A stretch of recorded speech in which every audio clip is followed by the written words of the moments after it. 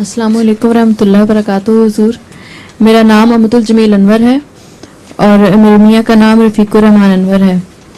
حضور میرا سوال سورہ المائدہ کی آیت نمبر 52 کے بارے میں ہے، جس کا ترجمہ ہے: اے وہ لوگو جو ایمان لائے ہو، یہود اور نصارہ کو دوست نہ پکڑو، وہ آپس ہی میں ایک دوسرے کے دوست ہیں، اور تم میں سے جو ان سے دوستی کرے گا وہ انہی کا ہو رہے گا.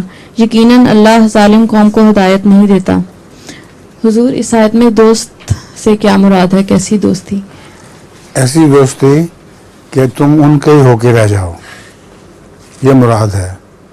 ورنہ غیروں سے محبت کرنا، حسن سلوک کرنا، یہ قرآن کریم کی تعلیم میں شامل ہے. ایک دوسری آیت میں اس کی وضاحت یوں بیان فرمائی گئی ہے کہ جب وہ لوگ خدا اور اس کے رسول کے خلاف بات کر رہے ہوتے ہیں تو تم ان میں نہ بیٹھو. اگر بیٹھو گے تو ان کے جیسے ہی ہو جاؤ گے. جب تک وہ بات کوئی اور نہ شروع کریں اس وقت تک ان سے نہ ملو. جب وہ بات دوسری کو شروع کر دیں پھر بے شک ان کے ساتھ ملو. تو قرآن کریم کی تعلیم میں بین الاقوامی محبت کی تعلیم ہے.